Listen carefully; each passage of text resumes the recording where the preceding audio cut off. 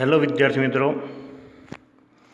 આજે આપણે ધોરણ 9 સામાજિક વિજ્ઞાન પ્રકરણ 16ની અંદર આબોહવાના ભાગ 2ની અંદર આબોહવાને અસર કરતા પરિબળો અને ભારતનું ઋતુચક્ર એના વિશે માહિતી મેળવવા પ્રયત્ન કરીશું.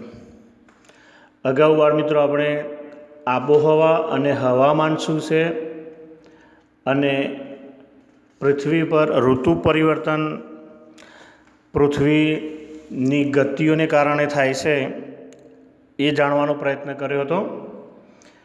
આજે બાળમિત્રો આપણે તમારી મોબાઈલ સ્ક્રીન ઉપર દેખાય છે એ પ્રમાણે આબોહવા પર અસર કરતા પરિબળો જે છે એના વિશે માહિતી આપણે મેળવીશું. તો એ માટે યાદ રાખીએ, મુખ્ય 4 પરિબળો છે. નંબર 1 અક્ષાંશ, 2 સમુદ્રથી અંતર, 3 સમુદ્ર સપાટીથી ઊંચાઈ અને 4થું છે વાતાવરણીય દબાણ અને પવનો. તો એમાં બાળમિત્રો આપણે સર્વપ્રથમ અક્ષાંશ જે છે એ આબોહવા પર શી અસર કરે છે તે નકશા દ્વારા જાણીએ. તો એમાં તમે જોઈ રહ્યા છો, આપણે આ પૃથ્વીનો નકશો દર્શાવ્યો છે અને એના ઉપર બાળમિત્રો જે લાલ, વાદળી અને ગુલાબી આડી લાઈનો જે દર્શાવી છે તે અક્ષાંશ છે, જે આપણે અગાઉ ધોરણ 9ના જ ભૂગોળના પ્રકરણોમાં શીખી ગયા છે અક્ષાંશ રેખાંશ. તો એમાં તમે ગુલાબી રંગની વચ્ચેની જે લાઈન જોઈ રહ્યા છો બાળમિત્રો, એ જે છે તે આપણે જાણીએ છીએ એ પ્રમાણે આ વિષુવવૃત્ત છે. એના ઉપર આ વાદળી લાઈન ઉત્તર ગોળાર્ધમાં જે જોઈ રહ્યા છો તે કર્કવૃત્ત છે અને દક્ષિણ ગોળાર્ધમાં આ વાદળી લાઈન જે છે કે જેનો માપ 23.5 દક્ષિણ અક્ષાંશ અને ઉત્તરમાં 23.5 ઉત્તર અક્ષાંશ છે.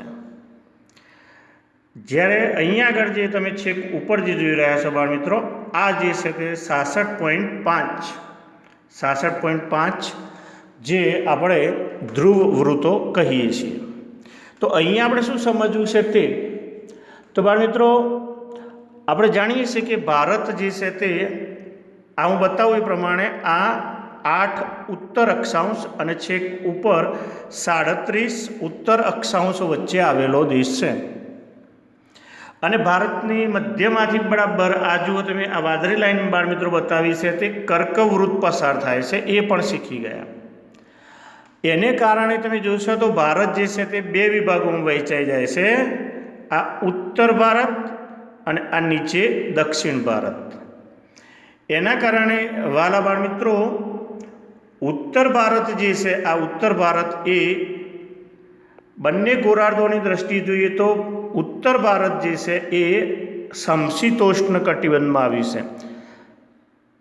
સમ શીત વત્તા ઉષ્ણ, ગરમ અને ઠંડીનું પ્રમાણ સરખું રહે છે તે.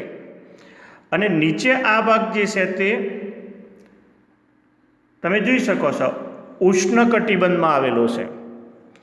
એટલે આ વિષુવવૃત્તથી ઉત્તરે અને વિષુવવૃત્તથી દક્ષિણે એમ 2 જે ગોળાર્ધ પડે છે, એમ ભારતમાં કર્કવૃત્તથી બરાબર આ ઉત્તર અને દક્ષિણ એમ ઉત્તર દક્ષિણ ભારત રચાય છે. એમાં ઉત્તર ભારત સમશીતોષ્ણ કટિબંધમાં આવેલો છે અને અહીંયા જુઓ તમે નકશામાં જોઈ રહ્યા છો, આ દક્ષિણ ભારત જે છે તે આ દક્ષિણ ભારત બાળમિત્રો અહીંયા એરાથી બતાવ્યું છે, એ જે છે તે ઉષ્ણ કટિબંધમાં આવેલો છે. એટલે એના કારણે આબોહવા ઉપર એની સીધી અસર પડતી હોય છે વાલા બાળમિત્રો. બીજું યાદ રાખીએ કે અહીંયા આગળ આપણે 2 અક્ષાંશ વચ્ચેનું અંતર જે છે તે 111 કિલોમીટર છે. બીજું આપણે જાણીએ છીએ કે આ વિષુવવૃત્ત છે બાળમિત્રો, આ વિષુવવૃત્ત. તો વિષુવવૃત્ત જે છે એના ઉપર સૂર્યના કિરણો જે છે ને એ આમ સીધા પડે છે, એ આપણે સારી રીતે જાણીએ છીએ, બરાબર. એટલે એ વિષુવવૃત્તીય પ્રદેશો ઉપર સ્વાભાવિક છે કે 12 માસ ગરમી પડે છે, એ આપણે સારી રીતે જાણીએ છીએ. પણ અહીંયા આગળ ભારત જે છે તે સમશીતોષ્ણ કટિબંધ અને ઉષ્ણકટિબંધમાં વહેંચાઈ જતો હોવાથી બંનેની આબોહવામાં પણ ઋતુઓ અંતર્ગત સામાન્ય ફેરફાર જોવા મળતો હોય છે.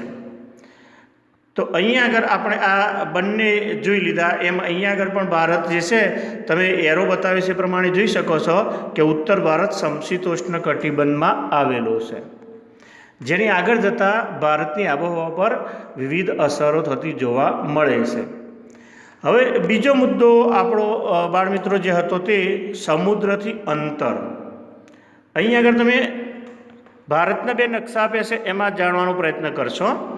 તો એમાં બાળમિત્રો કહેવાની જરૂર નથી કે ભારત દ્વીપકલ્પીય બને છે એ આ 3 સમુદ્રોને કારણે. ભારતનો દક્ષિણ ભાગ છે તમે જુઓ 3 સમુદ્રોથી અરબ સાગર, હિન્દ મહાસાગર અને બંગાળાની ખાડીથી ઘેરાયેલો છે. એટલે સમુદ્રથી નજીક જે સ્થળો આવેલા હોય એ સ્થળો અને સમુદ્રથી આ દૂર જે આવેલા જે સ્થળો હોય એ સ્થળોના તાપમાનમાં ઘણો ફેરફાર થતો જોવા મળતો હોય છે. એ આપણે ખાસ યાદ રાખીશું.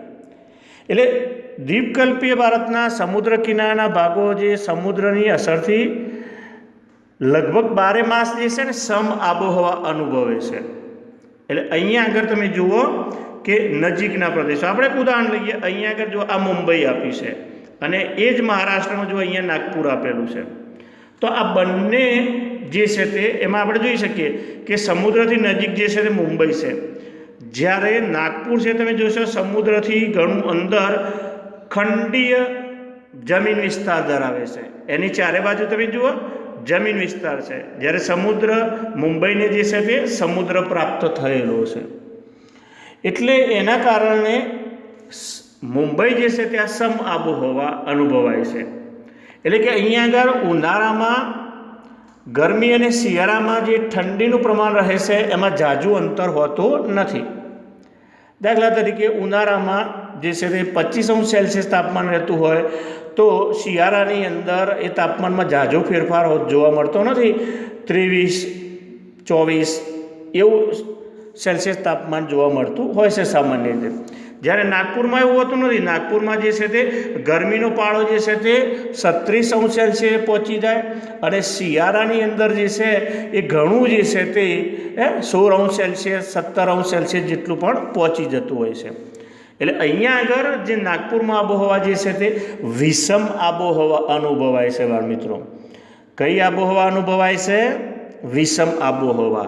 એ દિલ્હીમાં પણ એવી પરિસ્થિતિ બને છે. દિલ્હી પણ જુઓ તમે સમુદ્રથી ઘણું દૂર અંદર ખંડીય આબોહવા ધરાવતો પ્રદેશ છે.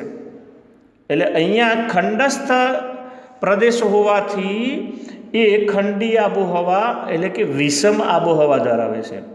અહીંયા નાગપુરની જેમ બાળમિત્રો અહીંયા આગળ જે છે તે ઉનાળાની અંદર દિલ્હીની અંદર જે છે તાપમાન 43°C અનુભવાય અને સામે આપણે જ્યારે શિયાળાની બાળમિત્રો પરિસ્થિતિ જોવા જઈએ તો દિલ્હીની અંદર એ જે છે પરિસ્થિતિ બદલાઈને 10°C જેટલું તાપમાન પહોંચી જતું હોય છે. તો અહીંયા આગળ ઉનાળા અને શિયાળાના તાપમાનમાં ઘણો ફેરફાર જોવા મળે છે. તો એવું સાથી બન્યું તો સમુદ્રથી અંતર આ દિલ્હી અને નાગપુર. અને એ જ રીતે તમે જુઓ બાજુના નકશામાં પણ બાળમિત્રો જોઈ શકો છો. અહીંયા અલ્હાબાદ તમે જુઓ દિલ્હીની સાથે સાથે, બરાબર છે. અહીંયા હૈદરાબાદ જુઓ. તો આ બધા જે સ્થળો જે છે એ ખંડસ્થ સ્થળો છે. જ્યારે એની જગ્યાએ જુઓ તમે અહીંયા આગળ આપણે જેમ મુંબઈ લીધું એ પ્રમાણે તમે અહીંયા આગળ બેંગ્લોર જુઓ, અહીંયા આગળ ચેન્નઈ જુઓ, બરાબર છે. અહીંયા કોચી જુઓ. તો આ બધા સ્થળો જે છે ને એમને ઉનાળામાં કે શિયાળામાં જે તાપમાન જે છે એ 2-3°C વધારે ઝાઝો ફેરફાર હોતો નથી. તો આ રીતે દૂરના સ્થળો ખંડસ્થ સ્થળો જે અંદર આવેલા છે ત્યાં વિષમ આબોહવા અને નજીકના જે દરિયા કિનારાની નજીકના સ્થળો હોય ત્યાં આગળ બાળમિત્રો જે છે તે સમ આબોહવા અનુભવાય છે. તો આ પોઈન્ટ હતો સમુદ્રથી અંતર. હવે એ જ રીતે જે મહત્ત્વનો ભાગ ત્રીજો પોઈન્ટ ભજવે છે તે છે સમુદ્ર સપાટીથી ઊંચાઈ. અહીંયા આગળ બાળમિત્રો આપણે બતાવવાનો પ્રયત્ન કરીશું. તમે જોશો એ આ સમુદ્રની સપાટી છે, તમે જોઈ રહ્યા છો. અને સમુદ્ર સપાટીથી તમે જુઓ આ જે છે તે તમે જોઈ શકો છો, આ ઊંચાઈ ધરાવતા પર્વતો અને તેના શિખરો છે, બરાબર છે. તો એ સમુદ્ર સપાટીથી તમે જોઈ રહ્યા છો, આ સમુદ્ર સપાટીથી ઘણા ઊંચા આવેલા છે. અને આપણે જાણીએ છીએ કે વાતાવરણમાં, પૃથ્વીની સપાટીથી વાતાવરણમાં જેમ જેમ ઊંચે જઈએ તેમ હવાનું તાપમાન અને દબાણ જે છે બંને ઘટે છે. અને આપણે જાણીએ છીએ સામાન્ય રીતે 165 મીટરે 1°C, એટલે કે સરેરાશ આપણે જોઈએ તો 1000 મીટર એટલે લગભગ 1 કિલોમીટરની ઊંચાઈ થાય એટલે લગભગ 6.5°C જેટલું તાપમાન ઘટે છે. એટલે તમે વિચારી શકો છો કે સમુદ્ર સપાટી પર જે વખતે તાપમાન હોય તો એ વખતે માઉન્ટ એવરેસ્ટ જે લગભગ 8848 મીટરની ઊંચાઈએ છે, તો તમે જાણી શકો છો કે ત્યાં સમુદ્ર સપાટીથી જેમ 8848 મીટર જઈએ તો ત્યાં આગળ તાપમાન જે છે તે તમે સમજી શકો છો કે કેટલું -ડિગ્રીમાં પહોંચી ગયેલું હશે. તો આ બંને બાબતો આપણે ધ્યાનમાં રાખીશું. હવે બીજું કે ઊંચાઈ જેમ જેમ જઈએ તેમ હવાના સ્તરો જે હોય ને એ ઓછા અને પાતળા હોય, એટલે જેમ જેમ ઊંચે જઈએ તેમ તેમ હવાનું દબાણ પણ ઘટી જાય. એટલે આ પહાડી પ્રદેશો જે છે એ ઉનાળામાં પણ ઠંડક આબોહવા ધરાવતા હોય છે. બાળ મિત્રો, આપણે હિમાલયના પર્વતીય શિખરો ઉપર જે છે એ ઉનાળામાં, પછી બીજું આપણે જોવા જઈએ તો જે આબુ પર આવેલું, બરાબર, અરવલ્લીની પર્વતમાળામાં આબુ પર આવેલા ગુરુ શિખર જેવા જે ગિરિમથકો છે, ત્યાં આગળ જોવા જઈએ તો ઉનાળામાં જે છે એ આબોહવા આપણને ખુશનુમા અને આહલાદક લાગે છે. તો એનું કારણ એમની ઊંચાઈને કારણે ત્યાં ઉનાળામાં પણ ઠંડક આપણને જોવા મળે છે. એટલે અહીંયા આગળ ભૂપૃષ્ઠની ઊંચાઈ જે છે ને એ ઠંડીમાં જેમ વધારો કરે છે બાળ મિત્રો, એમ વરસાદમાં પણ એ જે છે વધારો કરે છે, એ પણ આપણે ધ્યાનમાં રાખીશું. આ જે ઊંચા જેટલા શિખરો હોય ત્યાં એટલી ઠંડી જામે, એટલે ભેજ જે છે, ભેજનો સંગ્રહ થાય છે અને એના કારણે ભેજવાળી હવા જે છે ને એ ઊંચી ચડે અને ઠંડી પડે અને ઘનીભવન થાય એટલે ફોરા જે છે તે જમીન તરફ આવે, જેને આપણે વરસાદ કહીએ છીએ. અને આપણે જાણીએ છીએ બાળ મિત્રો કે ભારતના જે પૂર્વીય પહાડી વિસ્તારો છે એમાં અસમ અને મેઘાલયના પહાડી વિસ્તારો જે છે ને ત્યાં આગળ વરસાદનું પ્રમાણ જે છે તે વધતું જતું હોય છે. તો આ રીતે સમુદ્ર સપાટીથી ઊંચાઈ જે છે તે વાતાવરણમાં ઠંડી લાવવામાં અને વરસાદ લાવવામાં એ મહત્ત્વનો ભાગ ભજવે છે. ચોથો પોઈન્ટ છે બાળ મિત્રો આપણો જે છે વાતાવરણીય દબાણ અને પવન. તો એ ખાસ આપણે બાળ મિત્રો સમજીશું, અને એ સમજવા માટે વાલા બાળ મિત્રો આપણે શબ્દ સમજવું પડશે, વ્યાપારી પવનો. અહીંયા પૃથ્વીનો નકશો આવે એટલે 0 અક્ષાંશ બાળ મિત્રો આવે, એ આપણે જાણીએ છીએ કે એ વિષુવવૃત્ત છે, એ આપણે કહેવાની જરૂર નથી. અહીંયા વાદળી પટ્ટો જે તમને બતાવ્યો છે આ જે છે તે વિષુવવૃત્ત છે, એ બરાબર આપણે ધ્યાનમાં રાખીશું.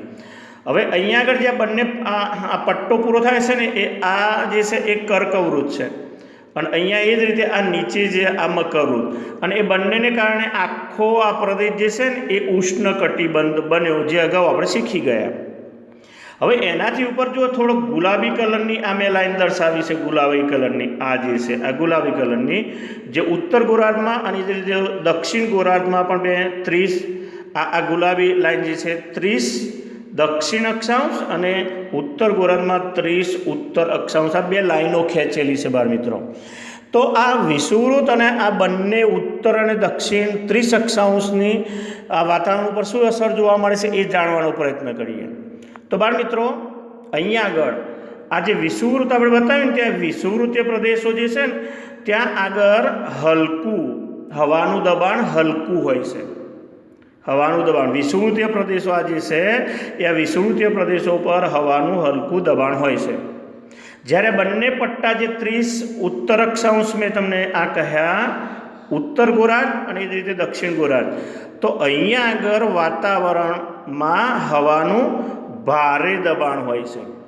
કેવું દબાણ હોય છે બાળ મિત્રો? ભારે દબાણ. હવે આપણે આબોહવામાં એક વાક્ય કાયમ બાળ મિત્રો જે છે ને યાદ રાખવાનો પ્રયત્ન કરી દઈએ કે ભારે દબાણવાળા વિસ્તારથી હલકા દબાણવાળા વિસ્તારો તરફ પવનો હંમેશા વાતા હોય છે, બરાબર. પવનની દિશા હંમેશા કઈ તરફથી કઈ તરફ જાણવી હોય તો પવનની દિશા હંમેશા ભારે દબાણવાળા વિસ્તારથી હલકા દબાણવાળા વિસ્તાર તરફ હોય છે. આટલું આપણને કાયમ માટે યાદ રહી જવું જોઈએ. વાતાવરણમાં જ્યાં હલકું દબાણ હોય એ તરફ હંમેશા ભારે દબાણવાળી હવા જે છે તે ઘૂસી આવતી હોય છે. તો અહીંયા કહેવાની જરૂર નથી તમને બાળ મિત્રો, આ બંને 30 ઉત્તર અક્ષાંશ અને 30 દક્ષિણ અક્ષાંશ જે બે પટ્ટા મેં બતાવ્યા એ આ બધા અહીંયા આગળ જે છે તે ફરીથી અહીંયા જોઈએ. અહીંયા આગળ આ ભારે દબાણ અનુભવાય છે અહીંયા, અને ઉત્તર ગોળાર્ધમાં અહીંયા ભારે દબાણ. એટલે એવું કહેવાની જરૂર નથી કે આ હવા જે છે તે વિષુવવૃત્ત તરફ, આ હવા જે છે તે વિષુવવૃત્ત તરફ જે છે તે જશે. તો કેમ? કારણ કે એ વખતે વિષુવવૃત્ત પર હવાનું દબાણ કેવું હોય છે? હલકું. એટલે ભારે હવા હલકા દબાણવાળા વિસ્તાર તરફ જાય છે. હવે બાળ મિત્રો સામાન્ય રીતે હવા જે છે તે જે છે આ રીતે જોઈએ તો હવા આ રીતે જુઓ, દક્ષિણ ગોળાર્ધમાં દક્ષિણથી જે છે ને એ વિષુવવૃત્ત તરફ આમ સીધી વાવી જોઈએ, અને ઉત્તર ગોળાર્ધમાંથી દક્ષિણ તરફ આમ સીધી હવા વાવવી જોઈએ. પણ તમે જુઓ અહીંયા હવા જે છે તે આ પવનો જે છે સીધા નથી વાતા. એ પવનો તમે અહીંયા આગળ જોશો તો મેં દર્શાવવાનો પ્રયત્ન કર્યો છે. જુઓ તમે ઉત્તર ગોળાર્ધમાં આ સફેદ એરા દર્શાવ્યા છે, આ સફેદ એરા, અને દક્ષિણ ગોળાર્ધમાં જુઓ આ કાળા એરા દર્શાવે છે. તો એ તમે જુઓ છો તો સીધા નથી, આમ સીધા નથી જતા. જુઓ થોડાક મરડાઈને આમ વિષુવવૃત્ત તરફ જાય છે, અને ઉત્તર ગોળાર્ધમાં જુઓ કે આમ મરડાય છે અને પછી વિષુવવૃત્ત તરફ આવે છે, મરડાઈને આવે છે. આ બરાબર ધ્યાનમાં રાખીશું, બરાબર છે. તો આ રીતે આ પવનો જે છે મરડાઈને વિષુવવૃત્ત તરફ વાતા હોય છે, જે પૃથ્વીની ધરી ભ્રમણને કારણે આ બાબત બનતી હોય છે. એટલે આ પવનોને હવે વ્યાપારી પવનો કેમ નામ આપ્યું એ બાળ મિત્રો આપણે જાણવા પ્રયત્ન કરીશું. તો અહીંયા આગળ જે વેપારી જે વહાણો હંકારતા હોય છે, એ સઢવાળા વ્યાપારી વહાણો જે છે ને એ હંકારવા માટે આ પવનો મદદરૂપ થાય છે. દરિયાઈ માર્ગે થતા વેપાર માટે આ પવનો ખૂબ જ મદદરૂપ થાય છે, તેથી તેને વેપારી પવનો કહે છે. હવે આ પવનોની 12 માસ સતત એક જ દિશામાંથી ફૂંકાતા હોય છે. આ પવનો જે છે ને 12 માસ આ જે એરા દર્શાવે છે ને બાળ મિત્રો, એ રીતે જ ફૂંકાતા હોય છે. હવે આ ઉત્તર ગોળાર્ધમાં જે પવનો જે છે ને એ પવનોને આપણે ઉત્તર પૂર્વી પવનો કહીશું. જુઓ એ આ પૃથ્વીના 4 આપણે બાળ મિત્રો ગોળાર્ધ કરી દઈએ, બરાબર છે. 4 ગોળાર્ધ આપણે કરી દઈએ, આ 4 ગોળાર્ધ, બરાબર. આ ઉત્તર ગોળાર્ધ, આ દક્ષિણ ગોળાર્ધ, આ પૂર્વ ગોળાર્ધ અને પશ્ચિમ ગોળાર્ધ. તો આ પૂર્વમાંથી જુઓ, આ તમે આ જે સફેદ એરા મેં દર્શાવે છે એ જો તમે પૂર્વથી આવે છે, અને કઈ દિશામાંથી? આ સમગ્ર ભાગ છે ઉત્તર, અને આ પૂર્વમાંથી આવે છે, એટલે આને ઉત્તર પૂર્વી પવનો કહીશું. ઉત્તર ગોળાર્ધમાં આ પવનો વ્યાપારી પવનો જે છે ઉત્તર પૂર્વી, અને એ રીતે તમે જુઓ કે આ પવનો પૂર્વ દિશામાંથી આવે છે, પણ ક્યાંથી? દક્ષિણ તરફથી આવે છે. જુઓ આ બ્લેક જે છે ને પવનો તમે જુઓ દક્ષિણ તરફથી ઉત્તર તરફ જાય છે, પણ કઈ તરફથી આવે છે? આ પૂર્વ દિશામાંથી. એટલે આપણે એમને દક્ષિણ પૂર્વી વ્યાપારી પવનો કહીશું. સમજીએ? વ્યાપારી પવનોની દિશા ઉત્તર ગોળાર્ધ જે છે, આ ઉત્તર ગોળાર્ધ જે છે ને બાળ મિત્રો, એ ઉત્તર ગોળાર્ધની અંદર ઉત્તર પૂર્વી પવનો કહીશું, અને દક્ષિણ ગોળાર્ધની અંદર દક્ષિણ પૂર્વી વ્યાપારી પવનો કહીશું. એટલે આ વ્યાપારી પવનો સઢવાળા વ્યાપારી વહાણોને હંકારવા મદદરૂપ થાય છે, એટલા માટે એને વ્યાપારી પવનો નામ અપાય છે બાળ મિત્રો. અને યાદ રાખીશું આ પવનો 12 માસ સતત એક જ દિશામાંથી ફૂંકાતા હોય છે, એટલે એને આપણે કાયમી પવનો પણ કહીશું. જેમ પવનોના મોસમી પવનો, સ્થાનીય પવનો અને કાયમી પવનો. તો વ્યાપારી પવનો જે છે સામો આવશે કાયમી પવનો, કારણ કે બારેમાસ સતત એક જ દિશામાંથી વાય છે. જે હમણાં આપણે જોયું ઉત્તર ગોળાર્ધમાં જે છે એમની દિશા ઉત્તર પૂર્વી હોય છે અને દક્ષિણ ગોળાર્ધમાં દક્ષિણ પૂર્વી હોય છે, એટલે કાયમી વ્યાપારી પવનો છે. તો આ બાળમિત્રો આપણે યાદ રાખવાનો પ્રયત્ન કરીશું. હવે આપણે જોઈએ કે આ પવનો જે છે તે આપણા દેશની ઋતુ ઉપર આબોહવા પર શું મહત્ત્વનો ભાગ ભજવે છે. તો જ્યારે ઉનાળો હોય છે ત્યારે આ પવનો જે છે બાળમિત્રો એ દક્ષિણ પશ્ચિમ મોસમી પવનો વાય છે. અહીંયા આગળ આ ભારતનું જે છે તે તમે સમજી શકો છો, આ દક્ષિણ બરાબર છે અને આ પશ્ચિમ ભાગ છે, એટલે એનો આ જે ખૂણો બને છે એ ખૂણાને આપણે બાળમિત્રો નૈઋત્ય ખૂણો કહીશું. કયો ખૂણો કહીશું? નૈઋત્ય. એટલે અહીંયાથી આ પવનો જે છે બરાબર એ પવનોને આપણે દક્ષિણ પશ્ચિમી પવનો અથવા તો નૈઋત્ય કોણીય પવનો એવું નામ આપી શકીએ. હવે એ સમજવાનો પ્રયત્ન કરીએ. એ માટે મેં હમણાં કહ્યું એ પ્રમાણે બાળમિત્રો યાદ રાખીશું કે પવનો હંમેશા ભારે દબાણવાળા વિસ્તારથી કયા વિસ્તાર તરફ? હલકા દબાણવાળા વિસ્તાર તરફ જાય છે. તો અહીંયા તમે સમજી શકો છો વાલા બાળમિત્રો, અહીંયા આગળ જે છે તમે સમજી શકો છો કે આ તમે જુઓ કે આ મહાસાગર જે છે બરાબર, આ મહાસાગર હિન્દ મહાસાગર, એમાં તમે અહીંયા જુઓ અહીંયા આગળ ભારે દબાણ સર્જાય છે. આ મહાસાગરમાં અહીંયા ભારે દબાણ સર્જાય છે. જ્યારે એ જ વખતે આ મધ્ય એશિયા જે ભાગ જે છે ને તમે જુઓ, આ મધ્ય એશિયાનો ભાગ ત્યાં આગળ લો પ્રેશર લખેલું છે, હવાનું હલકું દબાણ જે છે તે સર્જાય છે. હવે આ પરિસ્થિતિ જે છે ઉનાળાની છે બાળમિત્રો, યાદ રાખીશું. ઉનાળામાં હંમેશા જમીન વિસ્તારો વધારે તપે, પાણી કરતાં જમીન વિસ્તારો વધારે તપે, અને એ વધારે તપે એટલે અહીંયા આગળ હવા જે છે તે ઊંચી ચડે બરાબર છે, અને ત્યાં આગળ હવાનું હલકું દબાણ સર્જાય છે. જ્યારે સામે સમુદ્ર વિસ્તારો જે છે ત્યાં આગળ હવાનું ભારે દબાણ, એટલે ભારે દબાણવાળી હવા જે છે એ જમીનવાળા વિસ્તારો જે છે એ તરફ જાય છે. એટલે અહીંયા ઉનાળામાં દક્ષિણ પશ્ચિમી મોસમી પવનો અથવા નૈઋત્ય કોણીય પવનો એવું બાળમિત્રો આપણે નામ આપ્યું છે. તો ફરી ધ્યાન રાખીએ કે હિન્દ મહાસાગર ઉપર ભારે દબાણ સર્જાય છે, તેથી પવનો હલકા દબાણવાળા જમીન વિસ્તારો તરફ વાય છે. એટલે પવનોની દિશા એમ કેવું હોય ઉનાળામાં? તો દક્ષિણથી ઉત્તર તરફ હોય છે, દક્ષિણથી ઉત્તર તરફ હોય છે. હવે એનાથી પરિસ્થિતિ જરાક જુદી આપણે જોઈએ તો શિયાળામાં હોય છે. શિયાળામાં પરિસ્થિતિ બદલાઈ જાય છે. શિયાળામાં હવાનું દબાણ જે છે ફેરફાર થઈ જાય છે બાળમિત્રો, અને અહીંયા આગળ જોઈશું તમે કે અહીંયા મહાસાગરમાં જે છે ને એ મહાસાગરમાં લો પ્રેશર હલકું દબાણ સર્જાય છે, અને મધ્ય એશિયાના જમીન વિસ્તારો જે છે મધ્ય એશિયા જે છે ત્યાં આગળ હવાનું ભારે દબાણ સર્જાય છે. એટલે હવે કહેવાની જરૂર નથી કે ભારે દબાણવાળા વિસ્તારની હવા જે છે અહીંયા એરા બતાવે છે તેમ જુઓ તમે બાળમિત્રો, એમ સમુદ્ર વિસ્તારો તરફ ધસી આવે છે, આ સમુદ્ર વિસ્તારો તરફ. અને એના વિશે આ બંને પવનો વિશે આખી મોસમ બરાબર, એટલે કે શિયાળો અને ઉનાળો, અને ત્રીજું આપણે નામ આપીશું હમણાં આગળ જોઈશું ચોમાસું, એ ઋતુઓ આના કારણે જ બાળમિત્રો જે છે આપણે સમજવાની છે. એટલે આ ખાસ આપણે ધ્યાન રાખીશું. ઉનાળામાં જે પવનો હોય છે એ ભેજવાળા હોય છે બરાબર, એટલે વરસાદ લાવવા મદદરૂપ થાય છે. પણ આ પવનો જમીન વિસ્તાર તરફથી આવે છે બાળમિત્રો, એટલે આ પવનો જે છે એ હિમાલય વિસ્તાર તરફથી આવે છે, એટલે ઠંડા અને સૂકા હોય છે આ પવનો બધા.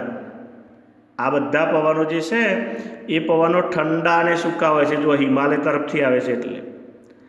પરંતુ અહીંયા આગળ આપણે ધ્યાનમાં રાખીએ કે આ પવનો બે દિશા તરફ આપણે ધ્યાન રાખીશું.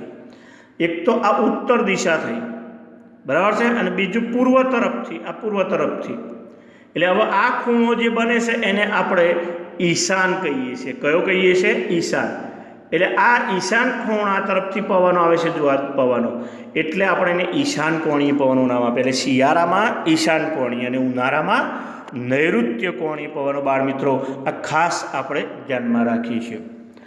હવે આ વરસાદની અને શિયાળાની ઉનાળાની નિયમિતતાની વાત થઈ, પરંતુ ભારતમાં કેટલાક એવા હવાઈ દબાણ પટ્ટા સર્જાય છે કે જેના કારણે થોડાક સમય માટે જે છે એ આબોહવાની પરિસ્થિતિ જે છે એ બદલાઈ જાય છે બાળ મિત્રો, અને કેટલાક વિસ્તારો ઉપર જે છે ને એ વિશિષ્ટ ઘટનાઓ જે છે તે બનતી જોવા મળે છે અને એની અસરો પણ જોવા મળે છે. તો એ જાણવાનો પ્રયત્ન કરીએ, અને એમાં પહેલું જે જાણવાનો બાળ મિત્રો કરીએ આપણે અહીંયા આગળ પશ્ચિમી વિક્ષોભ, જેને આપણે વેસ્ટર્ન ડિસ્ટર્બન્સ કહીશું. શું કહીશું? વેસ્ટર્ન ડિસ્ટર્બન્સ અથવા પશ્ચિમી વિક્ષોભ કહીશું. પહેલાં પશ્ચિમી અને વિક્ષોભ શબ્દ સમજી લઈએ. પશ્ચિમી એટલે પશ્ચિમ સૂચવે છે, અને પશ્ચિમ એટલે પશ્ચિમના દેશો, ખાસ કરીને આપણે જે યુરોપના દેશો કહીએ છીએ તે પશ્ચિમના દેશો છે. અને એશિયાની વાત કરીએ તો પશ્ચિમ એશિયાના દેશોની વાત છે. અને વિક્ષોભ એટલે વિક્ષેપ પડવો. તો પશ્ચિમ તરફથી આવતી હવા જે આબોહવાનું નિર્માણ કરે છે એ પશ્ચિમી વિક્ષોભ તરીકે ઓળખાય છે. એને આપણે જાણવાનો પ્રયત્ન કરીએ તો એના થોડાક લક્ષણો આપણે જાણીએ. હું પછી નકશામાં તમને સમજાવું છું બાળ મિત્રો. એના થોડાક તમે લક્ષણો જે છે એ જાણવાનો પ્રયત્ન કરો તો તમને ખબર પડે કે પશ્ચિમી વિક્ષોભ જે છે તે ખરેખર છે શું.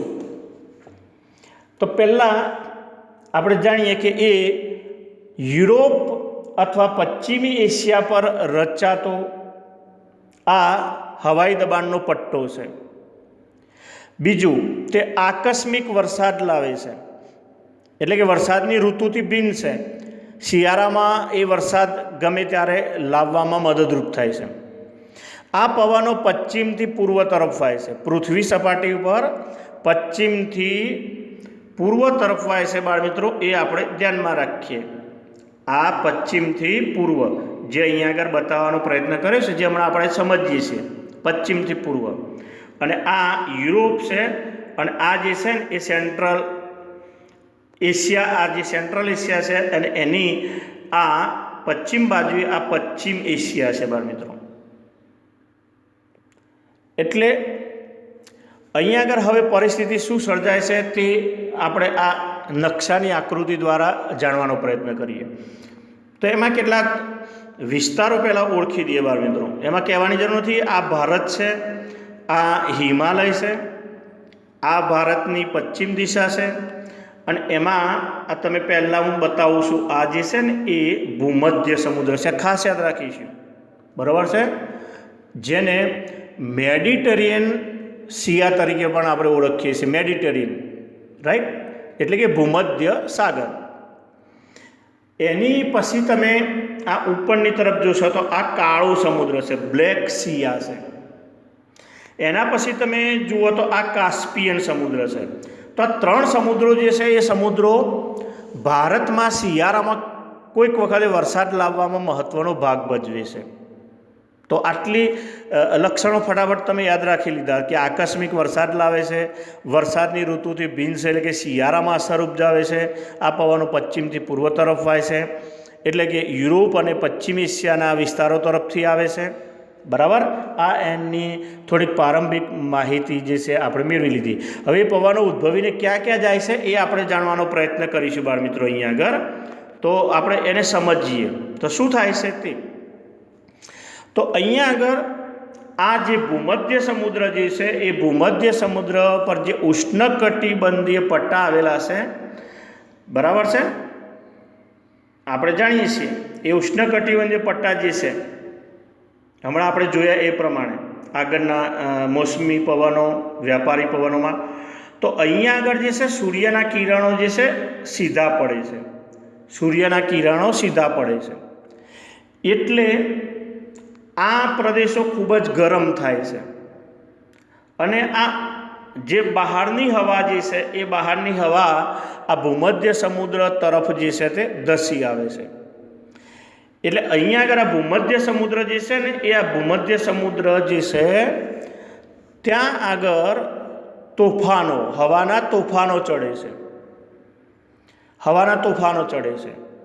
અને એ હવાના તોફાનો જે છે બાળ મિત્રો, એ હવાના તોફાનો જે છે અહીંથી ઉદ્ભવીને એ જે છે મેં આ બતાવ્યું એ પ્રમાણે અહીંયાથી આ કાળા સમુદ્ર ઉપર થઈને, કાસ્પિયન સમુદ્ર ઉપર થઈને, એ પશ્ચિમ એશિયા ઉપર થઈને આપણા ભારતમાં આવે છે. છેક હિમાલય સુધી જ નહીં પણ છેક અહીંયા બાંગ્લાદેશ સુધી, અફઘાનિસ્તાન, પાકિસ્તાન, ભારત અને બાંગ્લાદેશ સુધી આ પવનો જે છે તે આવે છે. હવે કહેવાની જરૂર નથી કે આ કાળા સમુદ્ર અને કાસ્પિયન સમુદ્ર ઉપરથી આ પવનો પસાર થાય એટલે બે જ્વારા બને, બરાબર. અને એ હિમાલય પરથી પસાર થાય છે એટલે હિમાલય પર હિમવર્ષા થાય છે બાળ મિત્રો, બરાબર.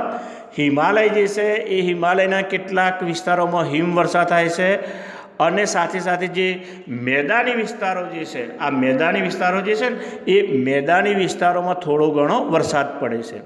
અને એ વરસાદ થોડો ઘણો પડે છે એટલે કે પંજાબ અને હરિયાણા પ્રદેશ જે છે ને ત્યાં, એટલે એ રવિ પાક માટે જે છે ને વરસાદ આશીર્વાદરૂપ બને છે, એટલે કે સારો વરસાદ માફક આવે છે.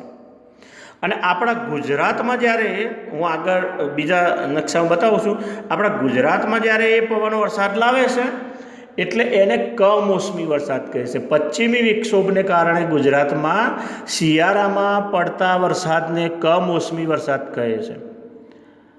અને અહીંયા આગળ આપણા ગુજરાતમાં જ્યારે વરસાદ પડે છે ને ત્યારે તે ખેતીના પાકને નુકસાન પહોંચાડે છે. બાળ મિત્રો યાદ રાખીશું, બરાબર. એટલે એના કારણે શું થાય કે આપણી ઉનાળાની ચોમાસાની ઋતુ જે વરસાદની વર્ષા ઋતુ છે એની જગ્યાએ શું થાય છે, શિયાળામાં જે છે ને એ થોડા સમય માટે આપણા દેશનું મોસમ ઋતુ જે છે એને આ પશ્ચિમી વિક્ષોભ જે છે તે બદલી નાખે છે ભારત દેશનું. જો ફરીથી ધ્યાન રાખીએ, આપણે જોઈએ ફરીથી કે પશ્ચિમી વિક્ષોભ એટલે શું, તો ફરીથી સમજીએ. પશ્ચિમ એટલે કે આ યુરોપ તરફથી આવતા, અહીંયા જુઓ, આ યુરોપ તરફથી આવતા જે પવનો જે છે મેં અહીંયા દર્શાવવાનો પ્રયત્ન કર્યો છે, તમે જુઓ. આ યુરોપ તરફથી આવતા પવનો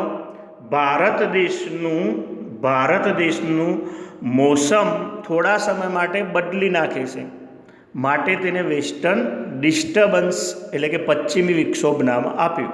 થોડા સમય માટે મોસમ બદલી નાખી, વિક્ષેપ પાડ્યો, ભારતની શિયાળાની ઋતુમાં વિક્ષેપ પડ્યો. કોણે વિક્ષેપ પાડ્યો? તો આ પશ્ચિમી પવન હોય એટલે એને વેસ્ટર્ન ડિસ્ટર્બન્સ નામ આપ્યું. એ આપણે ધ્યાનમાં રાખીશું. એટલે આ પવનો તમે જો આવે ને એ પવનો અહીંયા હિમાલયમાં હિમવર્ષા થાય છે, આ મેદાનોમાં પંજાબ વગેરે જે છે ત્યાં આગળ વરસાદ પડે છે. અને આપણા ગુજરાતમાં જ્યારે વરસાદ પડે છે બાળ મિત્રો ત્યારે એને આપણે કમોસમી વરસાદ કહીએ છીએ, જેને આપણે માવઠું નામ આપ્યું છે, ધ્યાન રાખીશું. ગુજરાતમાં શિયાળામાં પડતા કમોસમી વરસાદને શું કહે છે? માવઠું. શું કહે છે? માવઠું કહેવામાં આવે છે. તો એ પશ્ચિમી વિક્ષોભને લીધે શક્ય બન્યું, ધ્યાનમાં રાખીશું. હવે ત્યાર પછી બીજો એક વાતાવરણીય પ્રવાહ જે છે એ બાળ મિત્રો આપણા દેશમાં મહત્ત્વનો ભાગ ભજવે છે, એ આપણે ધ્યાનમાં રાખવાનો પ્રયત્ન કરીએ. અને એ છે અલ નીનો. શું છે એનું નામ? અહીંયા આગળ મોબાઈલ સ્ક્રીન ઉપર આપેલું જ છે, તમે જો અલ નીનો. હવે એ શું છે એ જાણવાનો પ્રયત્ન કરીએ. તો અલ નીનો જે છે ને ઉષ્ણકટિબંધીય પ્રશાંત મહાસાગરના મધ્ય ભાગના સમુદ્રના તાપમાન અને વાતાવરણમાં આવેલ બદલાવ માટે જવાબદાર સમુદ્રી ઘટના છે. અહીંયા આગળ તમે સમજશો, આ જે છે ને એ આ પેસિફિક એટલે કે પ્રશાંત મહાસાગર છે બાળ મિત્રો, બરાબર. અહીંયા આગળ જોઈએ, આ ઉત્તર અમેરિકા ખંડ છે અને આ દક્ષિણ અમેરિકા.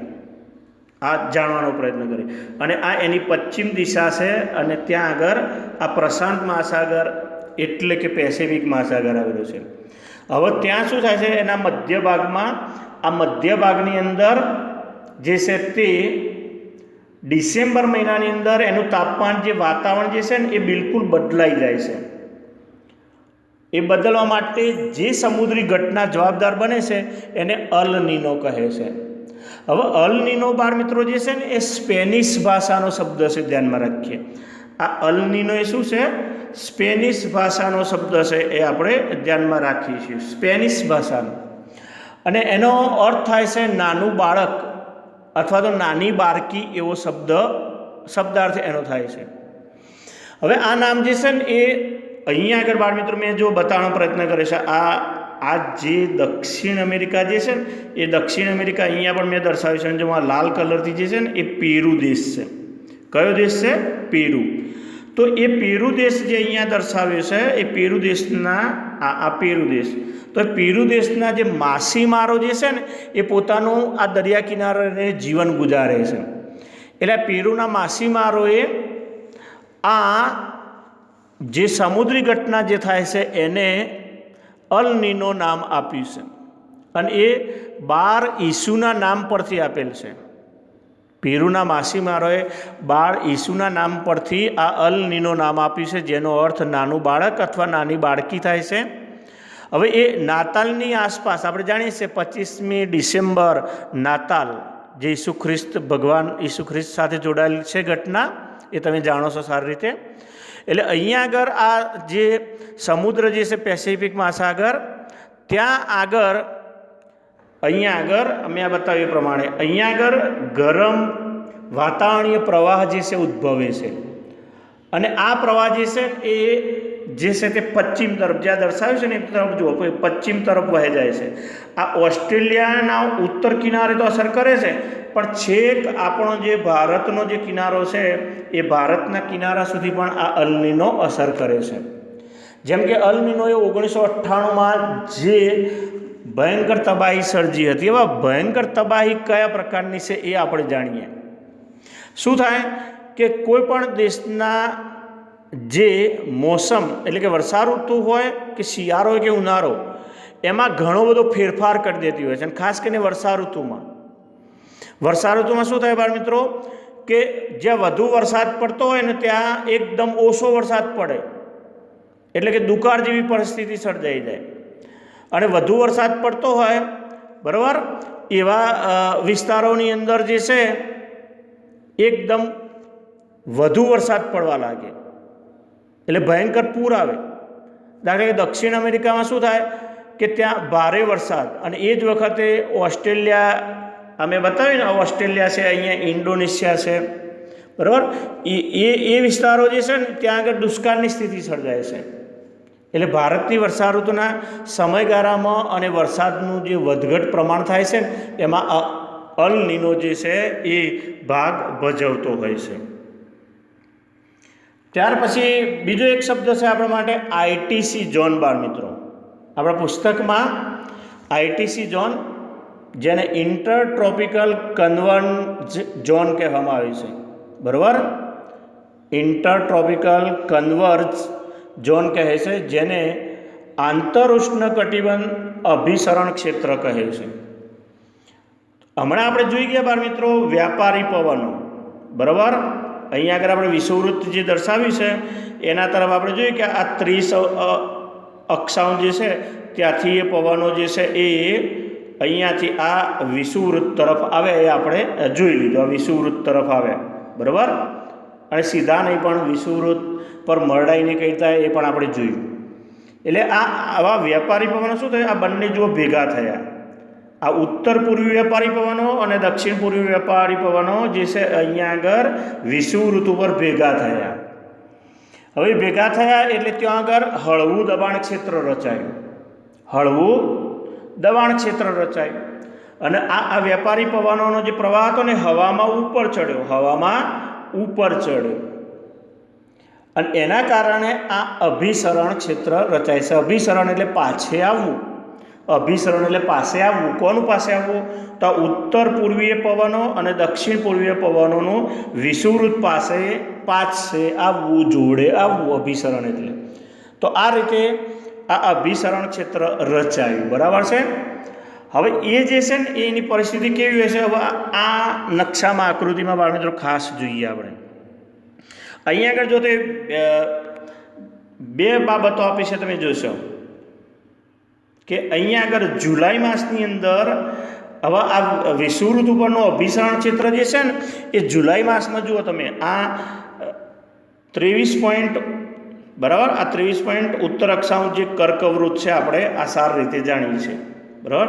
તો આ કર્કવૃત્તની ઉપર તમે જો આ 25 ઉત્તર અક્ષાંશ જે છે ને ત્યાં આગળ જે છે ત્યાં આગળ આ અભિસરણ જે છે એ સ્થિર થાય છે. આ અભિસરણ જો બરાબર આ આઈટીસી ઝોન જે છે ને અહીંયા સ્થિર થાય છે. આટલી બાબત આપણે ધ્યાનમાં રાખીએ. અને એ જ વખતે એ જે છે ને એ આપણા ભારતના આ ભારતનું તમે જુઓ બરાબર એક્ઝેક્ટ જોવાનો પ્રયત્ન કરશો બાળ મિત્રો. આ ભારતનો પટ્ટો જે છે ને આ ઉત્તરનું ગંગાનું મેદાન આવે છે. શું આવે છે? ઉત્તરનું ગંગાનું મેદાન. એટલે ઉત્તરના ગંગાના મેદાન ઉપર એ જે છે ને એ સ્થિર થાય છે અભિસરણ. એટલે અહીંયાથી જે હળવા દબાણવાળું ક્ષેત્ર રચાય છે એટલે આ દક્ષિણ ગોળાર્ધ જે છે એનામાં આવેલા જે મહાસાગરો જે છે બરાબર, હિન્દ મહાસાગર, પેસિફિક મહાસાગર, ત્યાંથી આ પવનો જે છે એ ગંગાના મેદાન તરફ તમે જુઓ મેં દર્શાવ્યા. અને એ ઉપરાંત પણ તમે જોઈ શકો છો કાળા જે એરા દર્શાવે છે બરાબર, એ જે છે તમે જો ગંગાના મેદાન તરફ આવી રહ્યા છે. અને એના કારણે ભારતના કેટલાક ભાગો જે છે એ ભાગોમાં આ આઈટીસી ઝોનને કારણે વરસાદ પડે છે. અને હવે શું થાય છે? જાન્યુઆરીમાં એ અભિસરણ જે છે ને એ અભિસરણ જુઓ. હવે આ જાન્યુઆરીમાં જુલાઈમાં અહીંયા હતું અભિસરણ, અને હવે તમે જુઓ કે એ અભિસરણ જાન્યુઆરીમાં જે છે ને એ આ વિષુવવૃત્તની દક્ષિણે જતું રહ્યું. જાન્યુઆરીમાં તમે જુઓ આ અભિરાણ ક્ષેત્ર જે છે ને એ દક્ષિણમાં જતું રહ્યું. એટલે હવે જે પવનોની દિશા જે છે ને એ ઉત્તર પૂર્વની થઈ જાય છે. હવે પવનોની દિશા શું થાય? આ ઉત્તર પૂર્વની થઈ જાય, બદલાઈ જાય. જ્યાં અભિસરણ જાય તે તરફ હવા હંમેશા ખેંચાઈ આવે છે, તે ધ્યાનમાં રાખીએ. અને એ જ રીતે હવે આપણે એક બીજી બાબત શીખીએ, જેટ સ્ટ્રીમ. આપણે હમણાં બંને ગોળાર્ધની અંદર બાળ મિત્રો જાણવાનો પ્રયત્ન કર્યો. બંને ગોળાર્ધની અંદર એટલે કે 30° ઉત્તર અક્ષાંશ અને 30° જે છે એ દક્ષિણ અક્ષાંશ બંને ગોળાર્ધમાં આપણે જાણવાનો પ્રયત્ન કર્યો. તો એમાં તમે જુઓ અહીંયા આગળ આ જે કર્કવૃત્ત છે એના ઉપર અહીંયા આ 30 ઉત્તર અક્ષાંશ જે છે આ 30 અક્ષાંશની આસપાસ શું થાય છે? આ જે વિસ્તાર છે એમાં ભારતનો પણ આ વિસ્તાર આવી ગયો. એ વિસ્તારની અંદર શું થાય છે કે 8 થી 15 કિલોમીટરની ઊંચાઈ જે છે એ વાતાવરણમાં અહીંયા ખૂબ જ વેગીલા કાતિલ પવનો વાય છે. અહીંયા આજે દર્શાવે ને પટ્ટો, આ પટ્ટા ઉપર 8 થી 15 કિલોમીટરની ઊંચાઈવાળો વિસ્તાર જે છે ને એ વિસ્તારમાં જે છે એ અહીંયા આગળ કલાકના લગભગ 150 કિલોમીટરની ઝડપે પવનો વાય છે. કલાકની ઝડપે જોઈએ તો 150 કિલોમીટરની ઝડપે આ પવનો વાય છે. અને એમાં જે મધ્ય ભાગ આવેલો છે ને એ મધ્ય ભાગમાં તો આ પવનો ક્યારેક 400 કિલોમીટરની ઝડપે વાતા હોય છે. એટલે આ પવનો જે છે ને એ હવે તમે જોઈ શકો છો. આ પટ્ટો કયો આવ્યો બાળ મિત્રો? તો મેં હમણાં હાલ બતાવ્યો ને પટ્ટો, એ પટ્ટો જે છે ફરીથી તમે જુઓ આ પટ્ટો જે છે એ હિમાલયવાળા તમે જુઓ હિમાલયવાળો જે વિસ્તાર છે એમાં આ પટ્ટો આવે. એટલે શિયાળામાં આ પવનો જે છે ને આ હિમાલયનો જે દક્ષિણ ડોરાવ છે, જો આ એરા બતાવે ને આ દક્ષિણ ડોરાવ જે છે ને એ દક્ષિણ ડોરાવ ઉપર વાય છે. એટલે અહીંયા આગળ જે આ વિસ્તારો જે છે વિસ્તારોમાં વરસાદ લાવવામાં જેટ સ્ટ્રીમ જે છે તે મહત્ત્વનો ભાગ ભજવે છે. તો આ રીતે બંને ગોળાર્ધમાં આશરે 30 અક્ષાંશની આસપાસ 8 થી 15 કિલોમીટરની ઊંચાઈના વાતાવરણ વિસ્તારમાં લગભગ કલાકના 150 કિલોમીટરની ઝડપે આ પવનો વાય છે, જેને જેટ સ્ટ્રીમ અથવા જેટ પવનો તરીકે પણ ઓળખવામાં આવે છે. જેટ વિમાન જે છે હે એની જે ગતિ છે એ ગતિને ધ્યાનમાં રાખીને આ પવનો એટલી ગતિએ વાતા હોવાથી એને જેટ સ્ટ્રીમ નામ આપવામાં આવી છે બાળ મિત્રો, એ તમે ધ્યાનમાં રાખશો. અને એ જ રીતે હવે બીજા બે શબ્દો જે છે એ આપણે જાણવાનો પ્રયત્ન કરીએ, અને એમાં છે નોર્વેસ્ટર. બરાબર, જેને આપણે ઉત્તર પૂર્વ ભારતમાં કાર્સ વૈશાખી પવનો કહીએ છીએ બાળ મિત્રો. શું કહેવામાં આવે છે? કાળ વૈશાખી પવનો કહેવામાં આવે છે. અહીંયા આગળ જે ચિત્ર આપ્યું છે, ચિત્રને બરાબર બાળ મિત્રો જે છે એ તમે સમજવાનો પ્રયત્ન કરશો કે ઉત્તર ભારત જે છે, ઉત્તર પૂર્વ ભારત, બરાબર, તે તમે જોશો આ એ વિસ્તારની અંદર લો પ્રેશર એટલે કે હવાનું હલકું દબાણ સર્જાય છે. હવાનું હલકું દબાણ અહીંયા જો આ ઉત્તર પૂર્વમાં બિહાર સુધી જે છે તે એના કારણે શું થાય છે કે એની નજીક જો આ જે ઝારખંડ આવેલું છે, અને એના પછી તમે જુઓ અહીંયા આગળ આ ઓડિશા આવેલું છે, તો એના ઉચ્ચ પ્રદેશીય વિસ્તારો જે છે ને ખૂબ ગરમ થઈ જાય છે. અને ગરમ થઈ જાય છે એટલે એ પ્રદેશોને નોર્વેસ્ટર કહે છે. સ્થાનિક ભાષામાં તેના લોકો શું કહે છે? કાળ વૈશાખી ઓળખે છે. અને એને નોર્વેસ્ટર નોર્વેસ્ટર કેમ કહ્યું બાળ મિત્રો? તેમાં બે શબ્દો છે, જુઓ તમે, નોર્થ, આ નોર્થ છે, અને બીજો વેસ્ટ છે. વેસ્ટ એટલે બંને સિવા શબ્દો ભેગા કરીને નોર્વેસ્ટર શબ્દ બન્યો, જેને કાળ વૈશાખી પવનો તરીકે ઓળખવામાં આવે છે. અને આ પવનો જે છે ને બાળ મિત્રો ખૂબ જ ઉનાળામાં નુકસાન કરતા હોય છે. હવે જો તમે આખો આ વિસ્તાર આપેલો છે, બરાબર, બિહાર, ઝારખંડ અને ઓરિસ્સાનો વિસ્તાર, આ પવનો જે છે ને એ પૂર્વ ભારતમાં ખૂબ જ નુકસાન કરે છે બાળ મિત્રો, એ આપણે ખાસ ધ્યાન રાખીશું. અને છેલ્લો શબ્દ છે લૂ. હવે લૂ અને નોર્વેસ્ટર બંને યાદ રાખીએ સ્થાનીય પવનો છે. જેમ આગળ આપણે જોયું ને કાયમી પવનો, વ્યાપારી પવનો એ કાયમી પવનો છે, જ્યારે અહીંયા આગળ નોર્વેસ્ટર અને લૂ જે છે સ્થાનીય પવનો છે. શું થાય છે બાળ મિત્રો એ આપણે જાણવાનો અહીંયા આગળ પ્રયત્ન કરીશું. ભારતનો આ પશ્ચિમ વિસ્તાર જે છે જાણીએ છે રણ પ્રદેશ છે, બરાબર, એટલે અહીંયા આગળ જે છે હવાનું હલકું દબાણ જે સર્જાય છે એ છેક અહીંયા આગળ બિહાર સુધી હોય છે, બરાબર છે. હવે એના કારણે શું થાય છે કે આ સ્થાનીય પવનો જે છે પશ્ચિમ અને ઉત્તર ભારતના આ વિસ્તારો જે છે એ વિસ્તારોમાં પશ્ચિમ તરફથી આ રીતે હવા જે છે એ હવા પૂર્વ તરફ વહે છે, અને એ રણ પ્રદેશમાંથી આવે છે એટલે અહીંયા ધૂળની ડમરીઓ અને ધૂળના તોફાનો જે છે ને એ એની સાથે વાતા હોય છે. અને આ ઉનાળામાં ખાસ કરીને મે અને જૂન મહિનામાં વાતા હોય છે. અને એના કારણે ઉત્તર ભારત જે છે ને અતિ ગરમ બની જાય છે આ પવનોથી, અને 45 કે તેનાથી વધારે અંશ સેલ્સિયસ તાપમાન પહોંચી જાય છે.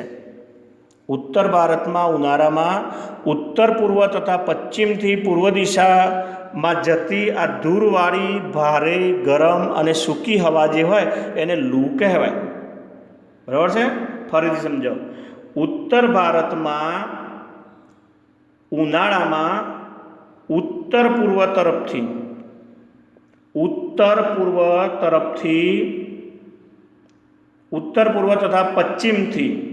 આ ઉત્તર પૂર્વથી પશ્ચિમથી પૂર્વ તરફ જતી ધૂળવાળી ભારે ગરમ અને સૂકી હવા જે છે એને લૂ કહેવાય. અને મે અને જૂન મહિનામાં ચાલતી હોય છે, અને મેં કહ્યું એમ 45 અંશ સેલ્સિયસ તાપમાન પહોંચી જાય છે. એટલે લૂ લાગવી આપણે કહીએ છીએ ને ઉનાળાની ઋતુની આ બીમારી થઈ બાળ મિત્રો. અને એમાં શરીરમાં જે છે ને શરીરમાંથી પસીના દ્વારા શરીરનું પાણી અને નમક જે હોય એનો મોટો હિસ્સો શરીરમાંથી નીકળી જાય, એટલે આપણને તાવ આવે, માથું દુખે, લોહીનું દબાણ વધી જાય, હાથ પગના તળિયા તૂટે, આંખો બળે. આ બધું જે છે ને એ આ સમયગાળા દરમિયાન મે જૂનમાં થતું હોય છે. એટલે આપણે એને લૂ લાગી એવું કહેતા હોઈએ છીએ, બરાબર. તમે જુઓ અહીંયા આગળ આ વિસ્તાર બતાવ્યો ને, વિસ્તારની અંદર તમે જોશો કે આ ધૂળની ડમરીઓ આ બતાવે ને, આ જુઓ બધું ધૂળ, આ ધૂળની ડમરીઓ આ વિસ્તારોમાં ખાસ કરીને ઉત્તર ભારત અને આ પશ્ચિમ રાજસ્થાન જે છે એની અંદર ખૂબ જ મોટા પ્રમાણમાં વાતા હોય છે. આ તમે જો આખું આ ઉત્તર ભારત તમે જોઈ રહ્યા છો, આખો પટ્ટો બતાવે છે, બરાબર છે, એ તમે બાળ મિત્રો જોઈ શકો છો. ઉત્તર પ્રદેશ, રાજસ્થાન, દિલ્હી, પંજાબ આ બધામાં જે છે ને એ મે જૂન મહિનામાં 45°C જેટલું તાપમાન પહોંચી જાય એટલે ત્યાં લૂ લાગતી હોય છે. તો એ આપણે ખાસ બાળ મિત્રો યાદ રાખીશું. ત્યાર પછી આપણે ભારતની ઋતુઓ જે છે એ જાણવાનો પ્રયત્ન હવે પછીના પીરિયડમાં કરીશું બાળ મિત્રો. ત્યાં સુધી આભાર.